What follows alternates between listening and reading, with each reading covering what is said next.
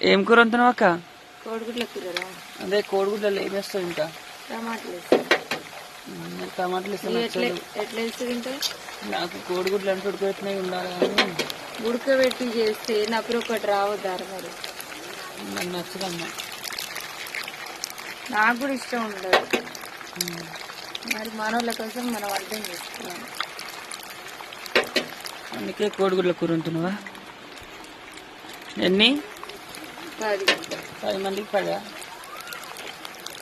ఎక్కువ ఉన్నాం ఇప్పుడు. 10 మందికి కాదు, మనం ఎక్కువ.